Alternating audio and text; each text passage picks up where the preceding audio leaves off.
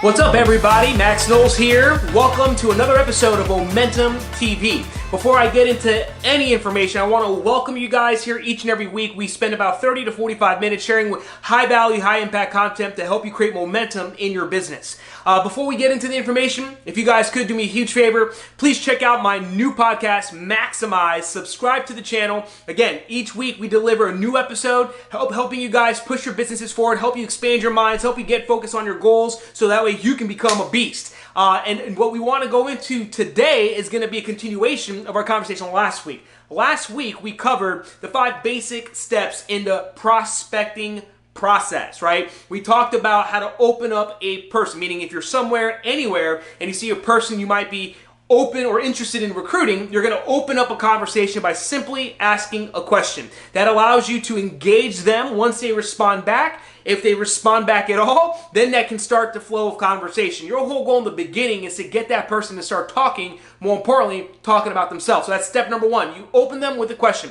Step number 2, you begin forming. What is form? Form stands for family, occupation, recreation, motivation, right? By having conversations around one of these 4 key topics, it's going to allow you to get to know your prospects' goals, needs, and wants, issues, problems, challenges, aspirations, and dreams. The more you know about your prospect, the better you can serve your prospect with the opportunity you're going to be sharing with them. The third step is to create what we call an FTC, false time constraint. If you are on the phone talking to someone or you're in person talking to someone, what you want to do before you pique them is you want to basically set yourself up to leave the situation beforehand. By doing so, it creates urgency. Also, it plants a seed in your prospect's mind that you're busy or you're in a rush, so therefore you don't have time to answer a million questions that are more than likely going to come your way once you pique their interest. So then what is the 4th step? The 4th step is to actually pique them by asking a question, gauging their interest as to whether or not they're open to hearing more about your business. So how do you pique? We gave a couple of simple examples. Do you look at other ways of making money? Do you keep your options open? Are you open to evaluating an opportunity? Something simple and straightforward usually works. At that point, your prospect will give you one of 2 responses, positive or negative. In my opinion, if someone says, "What is it?" that's still a positive response, right? Now, no matter what they say, what you want to do is you want to basically bounce. You want to get their information and bounce. And here's how you do it. Say, "Okay, great. I have to get going, as you already know, right? I'm on my way out, but let's exchange information. I'll send you all the details a little later on today. Does that work for you?" "Yeah, but what is it about?" "Well, I got to get going. It's about making additional income. From our conversation, you said you were tired of your job and you were looking for other things. So, hey, I don't know if this is going to be for you. I don't know if you're going to be for us, but let's exchange info and we'll see where we go from there. Fair enough?" Fair enough. Boom. Get the information, bounce, right? So that was the basic recap of last week's episode.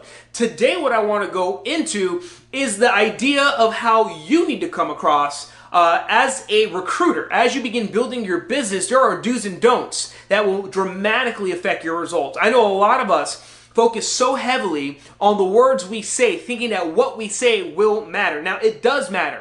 If we actually were to look at out of 100 people you talk to and you use this script versus that script, I'm sure we're going to see some type of variation in results. But aside from what you're actually saying, the words you're saying, beyond the words, it's actually what you're not saying that says the most. Meaning, how you show up, how you handle yourself, your energy, your confidence, your posture, all these things are nonverbal communication that absolutely make a huge difference. So we're going to go deeper into that today, and then I'll handle a couple of questions that we got from the community last week. So get ready, guys. I'm super excited. Let's go ahead and jump onto the desktop so we can begin going through the details. So guys, really quickly, again, next Monday, we're going to be doing our 4th episode, continuing our conversation. So make sure you put it in your calendar. Let's get right into our conversation. So picking up where we left off with recruiting. Okay, we talked about the 5-step prospecting structure. Okay, now what I want to talk about are some of the other elements of becoming a powerful and effective recruiter. One thing you have to realize is that your level of credibility will automatically generate respect, right? So if you are credible at what you do, so as an example, if you're a doctor, Obviously, that is somebody who is credible. They went to school for 10 plus years. They've taken certifications. They've gone through an extensive process. So they've generated or created credibility for themselves. And as a result, when people hear about this person or find out that the individual's a doctor, it instantaneously raises the level of respect that people have for them. Now, why am I sharing this with you? Because when you're recruiting other people, understand that other people's response to what you're saying, other people's response to your opportunity, basically anything and everything is going to be connected to your level of credibility with these individuals. As an example, let's imagine that you were dressed like a homeless person, okay? Even if you were a doctor, let's pretend you were a doctor and you were going to do this experiment and you decided to dress up like a homeless person. If you dressed up like a homeless person and approached somebody, let's say you were at Whole Foods or Publix or any grocery store in your local area, and you were prospecting the cashier. Remember, you're dressed like a homeless person. You say, hey, cash register person, awesome. What time is it? Awesome. How long have you been working here? Great. Do you love it? Fine. Awesome. Great. Do you look at other ways of making money, right? So if you were to ask that cash register, the cashier, about whether or not they're open to making money, we can agree their first reaction, because of how you come across, how you dress, how you speak, all that, that's their first impression of you. So no matter how great of an opportunity you're presenting to that cashier, and even if they needed the opportunity, they could be in a situation where they're struggling financially. But because you have no credibility with that person, they're not going to respect you. They're not going to pay attention to what you have to say. And as a result, you're going to have a hard time recruiting that person to the business. So what is the solution? The solution is you have to generate credibility. So how do you generate credibility? The way you generate credibility is, number one, how you dress. Remember, people judge a book by its cover. So whether it's a cold market prospect that you're meeting for the first time, or someone that you see in passing, maybe they're a coworker or they work out at the same gym as you, they're looking at you. They're looking at how you dress.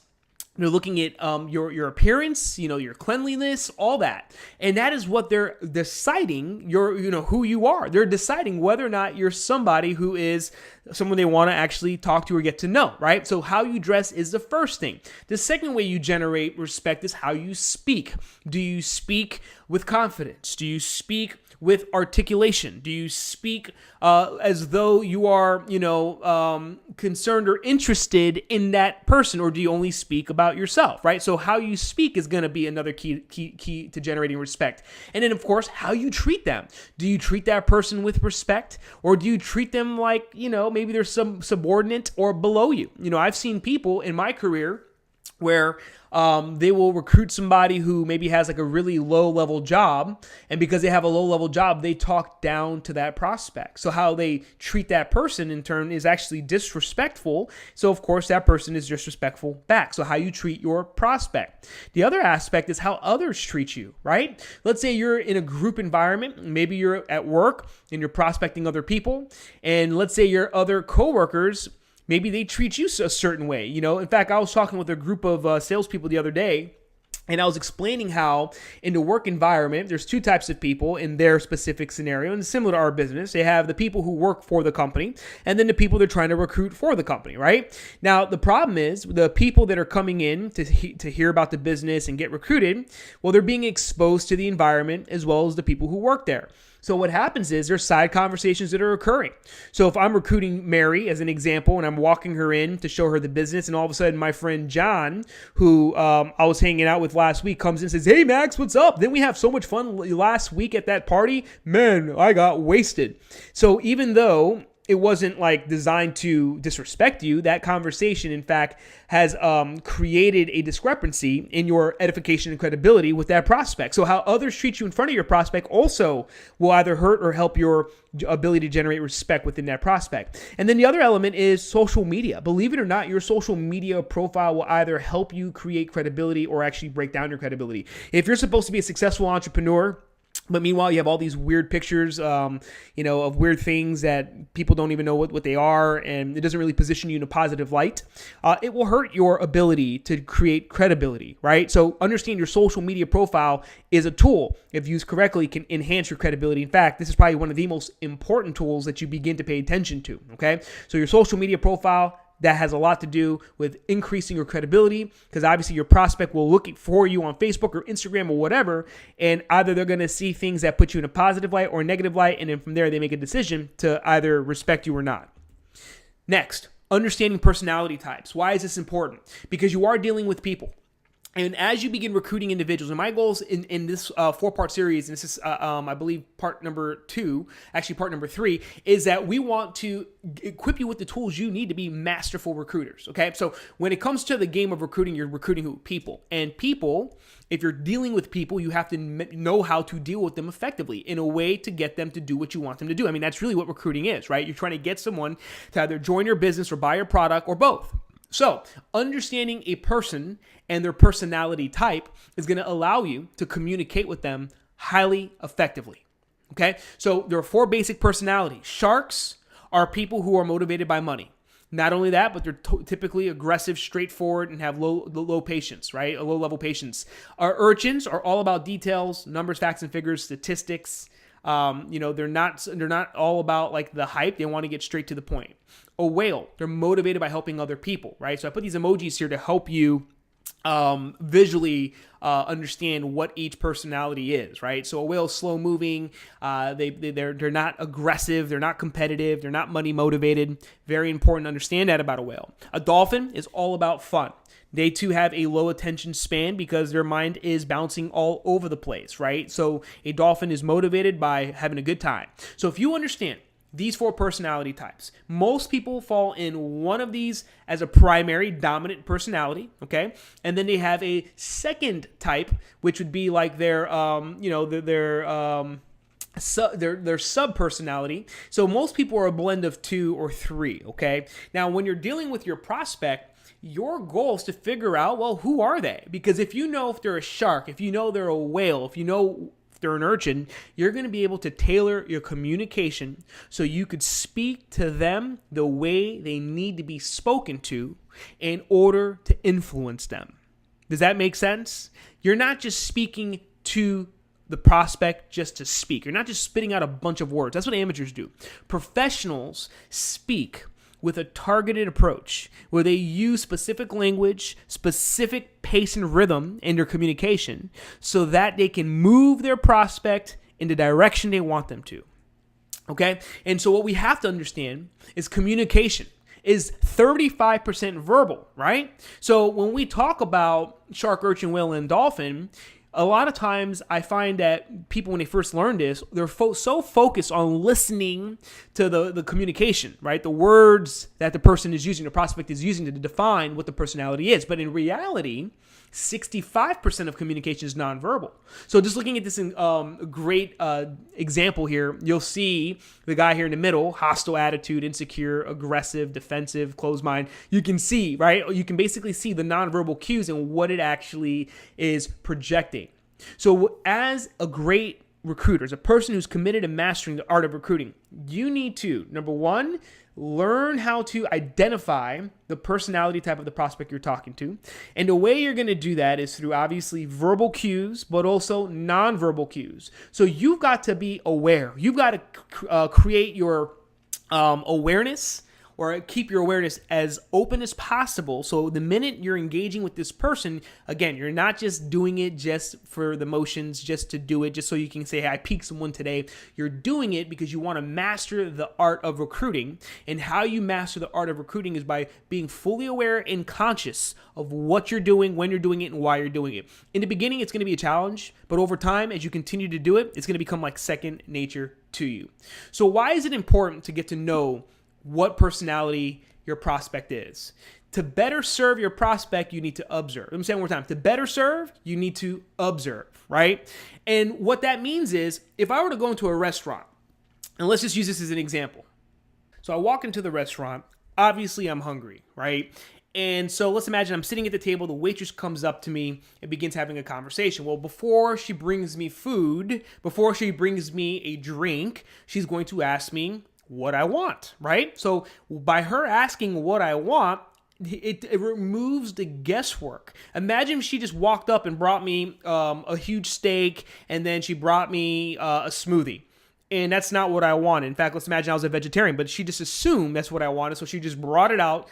obviously she's serving me incorrectly, and it's going to be a problem. Well, a lot of times when you're recruiting people, it's the same exact thing. You're over here bringing them steak, but meanwhile they're vegetarian, right? Or you're bringing them a cup of water, but they're starving and they want actual food. So in order to serve your prospect better, you need to observe. And what I mean by observing is in your communication, by asking key questions, uncovering the most important things in the communication process. And we spoke about in the 5 steps recruiting structure, the form process, right? Family, occupation, recreation, motivation. So by actually asking questions, you're going to be able to build rapport. You're going to get to know your prospect. You're going to be able to uncover what their personality is. So here's an example, a couple things you could look at. When you ask them, what do they do for a living? If they say something like, I'm a social worker, well, that might indicate they're potentially a whale. If they say, oh, I'm a real estate agent, it might mean they're a shark or a dolphin, right? So by asking them what they do, you're not just doing it, again, to ask a question. You're doing it to uncover who they are. So paying attention to what they do for a living, or maybe previous jobs in the past, that might give you a clue and insight to their personality type. Number 2, hobbies and interests, right? So if someone's like, let's say you talk to somebody and they're like, yeah, for fun and hobbies, what I like to do is I like to do volunteer work. Well, clearly that's a whale. If someone's like, I like to jump out of airplanes and parachute, okay, well, that might be a shark or a dolphin, right? Someone who says, I like to go and read, or I like to go to events and go to classes and courses, it might be an urchin. So finding out what their hobbies and interests are will uncover potentially their personality type. How they dress. This is so important, guys. If someone is wearing specific type of clothing, you can find out what their personality is. As an example, if they're wearing bright power colors, like in my case, let's say black and red as an example, those are like some of my favorite colors. Well, those are power colors. That's what you call aggressive colors, right? That's a shark. Someone who's wearing the opposite of that would be earth-toned colors. That would probably be a whale. Right? Neutral colors. So again, clothing has a lot to do with the personality type. If someone's wearing like a big diamond Rolex, right? Flashy jewelry, or driving an exotic car, more than likely it's either a shark or a dolphin, right? A whale is probably not going to drive that. They're going to drive like a environmentally friendly vehicle, like a Prius, right? Nothing wrong with that. But their focus is not those things. Their focus is, again, environment, helping other people, putting other people first. Different style, different tastes, different values. Speaking style. This is huge, guys. If you're talking to them and they're responding to you and they talk to you really, really fast paced, and they're like, yeah, so I want to make money. I'm so fired up and excited. Da da da da. They have like a really fast paced speaking style. And let's imagine they're using aggressive words, like words that are very powerful and straight in your face. Well, that's a shark. Someone who, on the opposite side of the spectrum, who's slow paced. They're not using words like, blow it up, dominate, crush it, take over, right? That might be a whale. On the other side, someone who's very methodical with how they communicate and are very thorough and making sure they're completing every thought and they are enunciating every word. That might be an urchin. Right? So again, paying attention to speaking style. And then word choices. Word choices have a lot to do with personality type. So we're not going to go too deep into this, but I'm sharing this with you because in order to master recruiting, you have to be a master of people. You have to understand people. You have to understand how to communicate with people, how to move people. Okay? And by you mirroring somebody, by you being able to understand them, right, by uncovering all these things, and then from there, okay, this is a shark, this is an urchin, you're going to be able to begin mirroring all the things that they are. Now, some people might say, well, why would I want to do that? Don't I just want to be me? Well, yes, you are you, okay? But understand what you're trying to accomplish here. You're trying to recruit someone into your business, or you're trying to sell your product or service. So the way you're going to do that effectively with the least amount of resistance is to employ and leverage human psychology and human nature. What do I mean by that? Let's continue on. So in the animal kingdom, we can agree that animals operate based on instincts. Most of the time, right? It's not like they sit there and have deep conscious thoughts or questions or conversations internally, right? And make decisions. Most of them are just operating out of pure instinct. One thing to take note of is how animals operate and how they live life. So a lot of animals are what you call pack animals, or they run in a herd or a pride. So in this case, you'll see zebras. Notice how all the zebras are hanging out together. Now, why do they do this? Well, it's more of a survival thing, and of course to reproduce. Zebras can't reproduce with monkeys. That would be kind of weird, So for reproductive purposes and survival purposes, they hang out with one another. So you have zebras, you have sheep, you have lions, right? So these are what you call pack animals or the herd, right? Animals operate this way. Notice how they hang out with each other, and they're exactly the same. You don't see like lions hanging out with sheep. They don't do that, right? For obvious reasons. Well, I want to let you know that human beings, we're also animals, we're mammals, right? And we also run on instincts as well. So here's a beautiful example of a soccer game that just went down, right? And you see all these people who are basically sitting together, and they are fans of the same team, right? So human instinct states that people like and trust people that they can relate with. So as an example, I'm sure you've heard this before. If you've ever traveled outside of the United States or outside of Canada, because I know we have some people from Canada here, and let's say you're in a foreign country, and all of a sudden you hear someone speaking your language. Let's say they're speaking English or whatever. Immediately your attention goes to that person, and you're like, wait a minute, where are you from? I'm hearing English. And they're like, oh, I'm from the USA or I'm from Canada. Right away, what happens? You've built an instant connection with that person. Why? For the only reason why you've actually created some rapport with this person and an instant connection is because they speak the same language as you.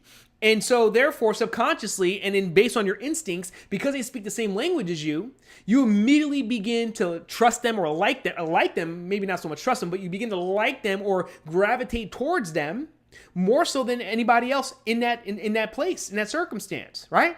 And then from there, because they speak your language, you can now begin having communication, and then that's going to build trust, and obviously you relate with that individual. So it's the same premise when it comes to recruiting people. So your prospect, our goal is to get that prospect to like us. Simple as that. And people like people who are just like them. Now, this is going to take some work for some of you guys, because some of you guys, you're not accustomed to doing this. You're not comfortable being in a situation or awkward situation where you're dealing with people who are different than you. One thing I love about being in South Florida, and this is probably my competitive advantage, is that so I'm a mixture, right? I'm half Filipino, half Puerto Rican. And in South Florida, there's like no Asian people. I mean, there's very few Asian people. So growing up, like if you go to California, there's like all Asian people. So if I was living in California and grew up in California, I would probably have the majority of all my friends and contacts all be Asian. But being in South Florida, it's not like that. It's all Hispanics, it's all Europeans, it's Latin Americans, it's Bahamian and Caribbean people, right? Island people. So growing up, it forced me to build connections with all types of different people from every single demographic and every single ethnic group. Now, why is that important? Because, well, technically, if you notice how it works, like you go to certain neighborhoods, like in New York, it's like, oh, the Italians live here, or the Dominicans live here. I remember going to New York, there's Platanoville, all the Dominicans live there, right? So all over the world, it's like that. It's all segmented based on people who are similar race, similar religious beliefs, similar everything, right? Because again, we're just like animals where we run in packs and herds.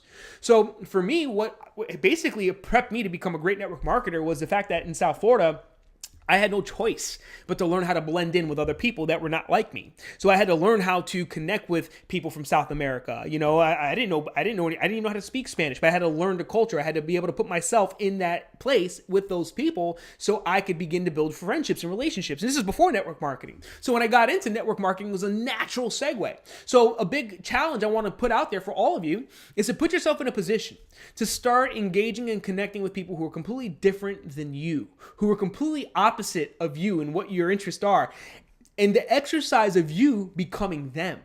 Putting yourself in a position where you need to learn how to emulate their behavior, emulate their personality, emulate their communication.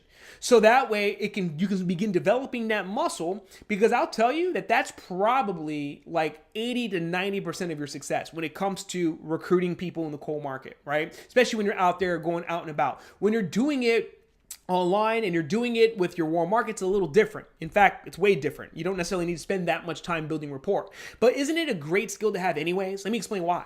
Because in the network marketing game, in the business building game, in fact, even outside of network marketing, your ability to build a team, to build an organization where you can move people into massive action to produce big results is going to have everything to do with your ability to inspire these people that follow you.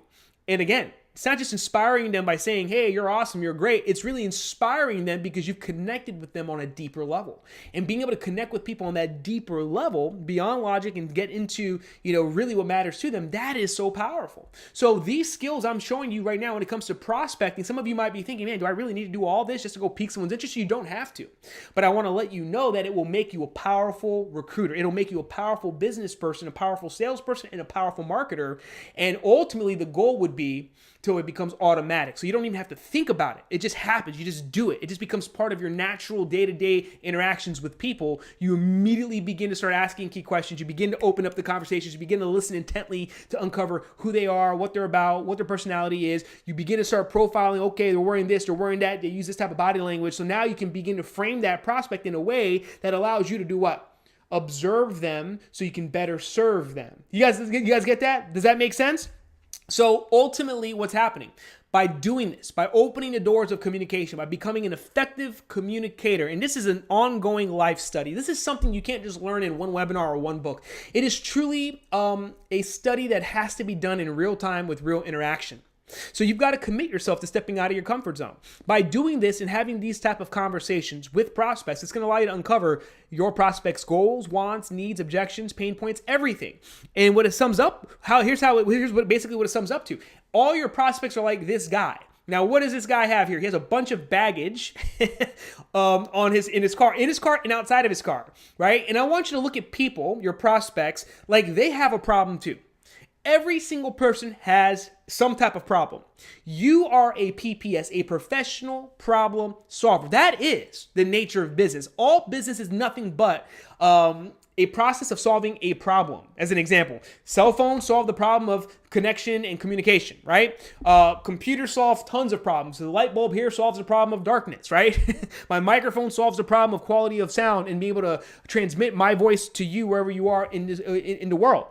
So everything in business is connected to some problem that it's solving. You and your purpose and your mission in your business is not to sell a product. Your purpose and your mission in your business is not to recruit a bunch of people, make a bunch of money. Your purpose and your mission, in fact, is to serve people by figuring out how you can, solve a problem that they have. So look, it doesn't matter how successful someone is. They could be wealthy, they could be struggling. It doesn't matter where they are on the financial spectrum. Everybody has problems, okay? I want you to understand that there is no such thing as a perfect human being. So going into the conversation, here's some realities I want to share with you before we move into the last point I want to make today. 85% of people hate their job, a Gallup poll says. Okay, this study came out September of 2017, so that's recent. So 85% of people hate their job. As good as their life might be, they may have a great home, great car, they absolutely dread what they do. So they are unhappy. Another reality, according to a 2017 Go Banking Rates survey, more than half of Americans, that's 57%, have less than $1,000 in their savings account. Now, again, you may not even know that. From the outside looking in, everything might be looking swell, right? But again, this is a reality. This is a fact. So when you begin to understand that you're talking to prospects, right? It's not about you. It's not about what's in it for you. It's not about the big payoff and big benefit for you. Yeah, you're going to get a payoff, but you can't go into the recruiting process with that mindset. You've got to be putting that prospect first. You've got to be asking questions to uncover what it is that they're looking for. See, a regular person in the street that you meet for the first time isn't going to just spill their guts out. They're not going to say, oh yeah, I have less than $1,000 in a bank account. Of course not, because everybody's trying to keep up with the Joneses. They're trying to keep up this image, this facade of doing well, right? Everybody is. But deep down inside, they're hurting. Deep down inside, they're struggling. So you are a PPS, a professional problem solver. The big idea is everyone is running away from something or running towards something. Let me say it one more time. Everyone. I don't care what education level they have. I don't care what ethnic group they're a part of, demographic they're a part of, financial status is. Everyone is running away from something or running towards something. I'll give you an example. Someone could be running away from guilty feelings that they have about things they've done in the past, right? So they solve that guilty feeling or running away from that with maybe food. So they eat to be able to get past that feeling of guilt. I don't know, just an example. Running towards something might be like, well, they're not satisfied with where they're at in life, so they're constantly chasing, the workplace. They're constantly chasing money goals and pursuit of material things, and they feel that if they can accomplish that will make them feel whole and complete. So again, that's one example of someone running towards something. So everybody is running away from something or running towards something. Everyone's trying to avoid pain or gain some type of pleasure. And Tony Robbins talks about that all the time. It's what makes us tick. It's what makes us a human being, because no one is just standing still. In fact, there is no such thing as just standing still. There is no such thing, right? Every day that goes by, what's happening? We're moving towards death, right? And that's the reality. We're all getting older, time passes by. So everything is in a constant state of motion. And what we have to get great at is to uncover what our prospects are running from and running towards. Now, let me sum it up with this, okay? I saw this great quote the other day from a guy named Larry Winget. And this is where you transform from just being a regular network marketer to becoming a person who is truly living a purpose in an inspired life. You've turned your business into a stage or platform from which you can live your destiny and your purpose. Let me share with you what this quote is, right? So the secret to becoming a master recruiter, as I wrap it up right here. The secret, and I hope this is making sense, guys. If you're getting value from this, please let me know. Comment in the box. Let us know. The secret to becoming a master recruiter is you must discover, number one, your uniqueness, right? So you must discover your own uniqueness. So the purpose of these trainings is not to make you like me, okay? I'm me, you're you. You've got your own gifts and talents and your own way of being. I do too. I'm just teaching you basic systems and strategies and tools and mechanisms that you can employ. But the key is you have to discover your own uniqueness.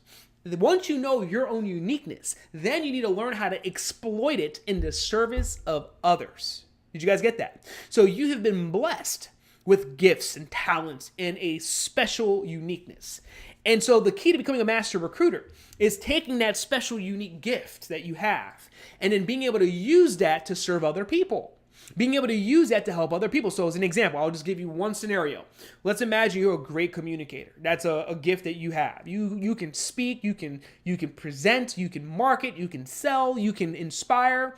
So you use that unique gift to help John, and John may be struggling financially. He's looking to make money. He needs to make money. He's on the verge of going bankrupt, whatever it is.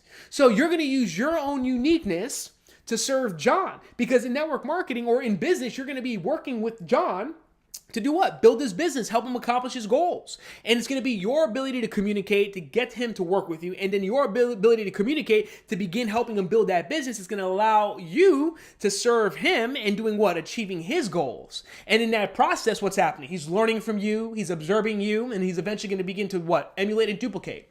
And when you can use your gifts of all the things that you have to serve someone else and achieving their goals, dreams, and visions and missions in life, it's guaranteed. It says here that you're going to have success, you're going to have happiness, and live a life of prosperity. So discover your uniqueness and learn to exploit it in the service of others, and you are guaranteed success, happiness, and prosperity. What a great concept. So I'm teaching you these metrics, these concepts of personality types and engaging people the right way to begin opening up that communication door so you can do what? Observe them, so you can do what? Better serve them, right?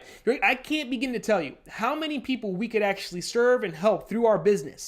The reason why we're not helping them or serving them is because before we even get to that point in our relationship or conversation, we've already ruined the conversation, because instead of leading in with what that person's goals, needs, and wants are, we're leading in with what money am I going to make and how much am I going to earn and what is this going to do for my promotion in my company.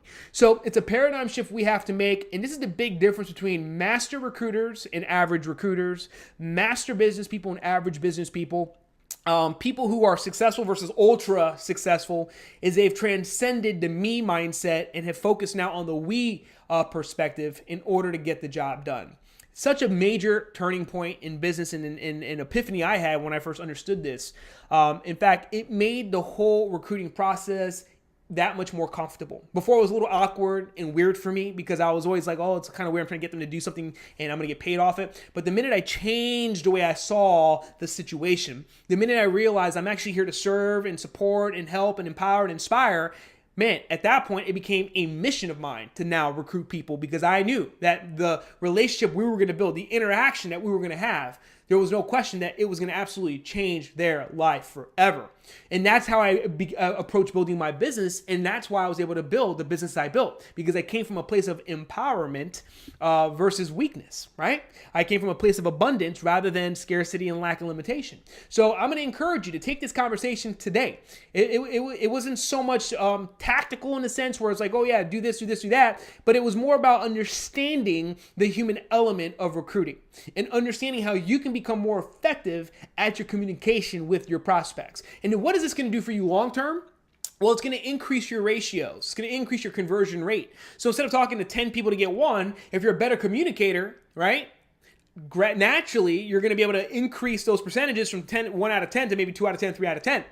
But eventually what will transform is the quality of people you're connecting and attracting. Because as you become a better person, as you become more powerful, more effective, it will naturally draw people into your space, and people are going to naturally want to, hear what you have to say and do business with you. It's amazing how things will change where, like I said, I think 2 sessions ago, where you go from being the hunter to now being the hunted, right? I hope you got value in tonight's conversation.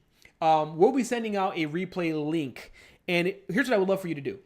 Share the link, right? Next week, we're going to be going into the next level of recruiting. Okay, we're going to be going deeper now. I'm going to be talking about how to build an endless supply of prospects, how to begin to really begin showing people the plan and all the things that go into recruiting 100 people in 100 days. I told you, for the next 100 days, I'm going to be giving you guys exactly what you need to go out there and recruit 100 people, right? So if you guys get value in this, share it with people, share it with your team, let everybody know. And it's a free webinar, a web class that we host each week. If you haven't subscribed to our list to get all the notifications, go to maxknowles.com and you can do it there, okay? I'm actually in the process of launching our new site, which is going to be full of blogs and content and videos and a bunch of incredible things. I'm super excited to bring out and launch to the public. And if you guys haven't done so already, it would mean the world to me if you guys would go ahead and subscribe to the podcast, the Maximize Podcast. Share it on Facebook, share it on Instagram, leave a positive review, give me some feedback. And if you have a topic you want me to cover, let me know because we are taking recommendations on topics so we can continue to provide high impact, high value information. So appreciate you guys jumping on tonight. I will see you guys next week. We'll have the new link up in a few days. So check out your inbox in about 2 or 3 days and we'll get you the updated link for that so you can register for the next week's Momentum TV session. Take care and have a great evening.